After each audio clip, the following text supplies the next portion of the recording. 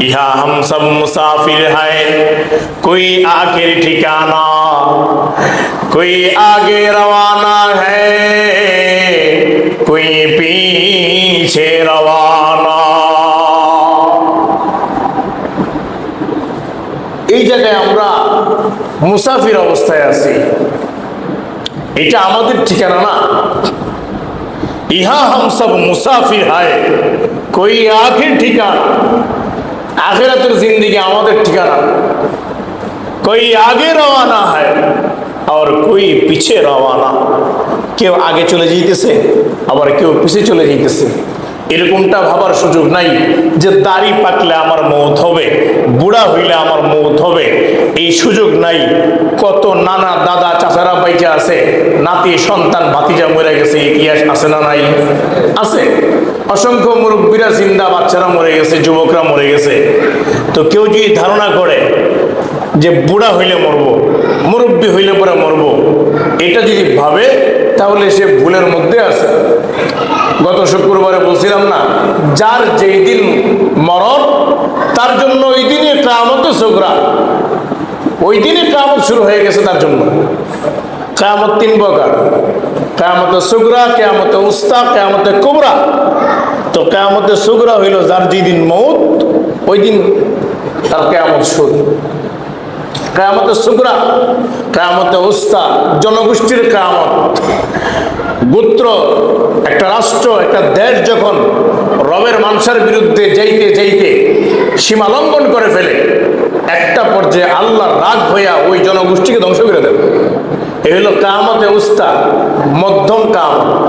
আর কিয়ামতে কুবরা, গোটা দুনিয়াওয়ালাকে আল্লাহ জানাইছেন, নবী জানাইছেন যে কিয়ামত হবে, গোটা দুনিয়া ধ্বংস হয়ে যাবে। ইসরাফিল আলাইহিস সালামের ফুৎকারে জমিন জমিনের জায়গায় থাকবে না, আসমান আসমানের জায়গায় থাকবে না। কবি তার ভাষায় বলছে, সাজাদ ইসরাফিল রুজে নালারা মিদে হামবো সিদায়ে সদ সালারা হায় কে ইসরাফিল অকতন আউলিয়া হায় কে ইসরাফিল ওয়াকতন আউলিয়া মুরদারাজি শাহায়ো তো সুতনুমা গোয়া দি আওয়াজ আওয়াহা জুদাস্ত জিন্দা কর দনকার আওয়াহা জুদাস্ত। ইসরাফিল আলাইহিস সালামের ফুৎকারে মুর্দা মানুষ জিন্দা হয়ে যাবে, মৃত মানুষ জিন্দা হয়ে যাবে। তাইলে ফুৎকারটা কেমন ভয়ঙ্কর হবে। গর্ভধারণী কোনো মা যদি পেটের মধ্যে বাচ্চা থাকে, অটোমেটিকলি সন্তান বের হয়ে যাবে, মা এক সেকেন্ডের জন্য টের পাবে না। দুনিয়া থাকবে না, ধ্বংস হয়ে যাবে, এটা 100% সত্য। তো দুনিয়া যে ধ্বংস হয়ে যাবে, কিয়ামত হবে, এই এলান যখন নবীনা সাল্লাল্লাহু আলাইহি ওয়াসাল্লাম সাহাবাদেরকে জানান দিলেন, আর সাহাবা একরাম বা বিভিন্নদেরকে জানাইলেন, তো একটা পর্যায়ে কাফের বেঈমান মূর্তি পূজারী মক্কার আরবের লোকেরা অনেক সময় দেখবেন কথা যখন কাজে না মিলে তখন এই কথা দিয়ে টিটকারি করে। কি করে? টিটকারি করে। তো প্রায় সময় মুসলমানরা যখন কিয়ামতের কথা বলতো, তো এক পর্যায়ে কাফের বেঈমানরা মুসলমানদেরকে এই কথা দিয়ে টিটকারি শুরু করছে, কবে কিয়ামত হইব? কিয়ামত তো হয় না, দুনিয়া না ধ্বংস হয়ে যাব, জমিন না ধ্বংস হয়ে যাবে, আসমান না ফেটে যাবে, সব না তস্তস হয়ে যাব, কই কিয়ামত তো হয় না। এটা দিয়া সাহাবা একরামদেরকে তুচ্ছতাচ্ছিল্য করে। কি করে? তুচ্ছতাচ্ছিল্য করে। আল্লাহ পাক রব্বুল আলামিন কোরআনের মধ্যে এই কথা জানান দিবেন, ওয়ায়াকুলুনা মাতা হাযাল ওয়াদু ইন কুনতুম সাদিকিন। কাফেররা মুসলমানদেরকে বারবার বলাবলি করত, শুধু এটাই বলতো, কিয়ামত কবে হবে, কিয়ামত কবে হবে, কিয়ামত কবে হবে। এই কথা দিয়া মুসলমানদেরকে নির্যাতন করতো। কথার একটা আঘাত আছে না? কথা কয় না, কথার একটা আঘাত আছে না? বারবার খালি কইতো কিয়ামত কবে হইব। এটাতে টিটকারি করা, অত্যাচার করা, কথার জুলুম করা। তো এইভাবে যখন চলতে লাগলো, সাহাবায়ে কেরাম রিদওয়ানুল্লাহি তাআলা আলাইহিম আজমাইন নবীকে জানাইলেন, আল্লাহ পাক রব্বুল আলামিন কঠিন জবাব দিয়ে দিয়েছেন প্রত্যেক কাফের বেঈমানদের জন্য। যুগ যুগ ধরে যারা কিয়ামত সম্পর্কে বিশ্বাস করতে চায় না, আবার সংশয়বাদী আছে, সন্দিহান হবে কি হবে না, এই ধরনের যত রকমের ক্যাটাগরির মানুষ আছে, প্রত্যেকের জন্য আল্লাহ কোরআনে জবাব দিয়ে দিয়েছেন। নবী আপনি তাদেরকে জানান, কুল ইন্নামাল ইলমু ইনদাল্লাহ ওয়া ইন্নামা আনা নাযীরুম মুবিন।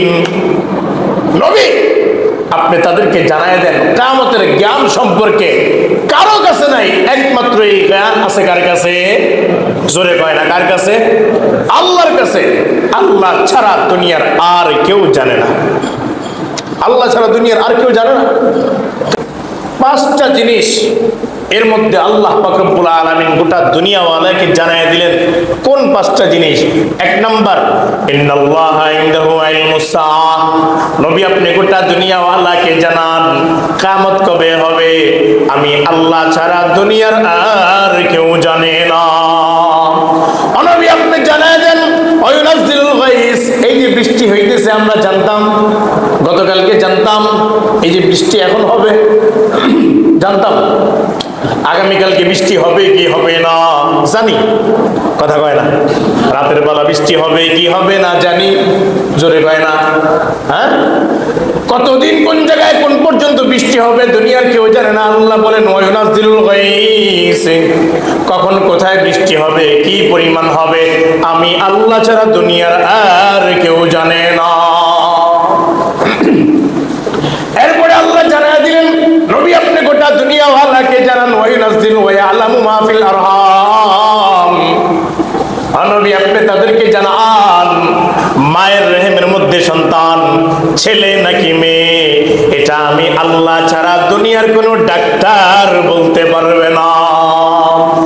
এখন যদি কোনো ডাক্তার কয় না, আমরা মেশিন দিয়ে ধরতে পারি, জিজ্ঞাসা করতে মন চায় এই লোকটার নসিবের মধ্যে ছেলে হবে নাকি মেয়ে হবে, এটা আমার আল্লাহই জানতেন, দুনিয়ার কেউ জানতো না।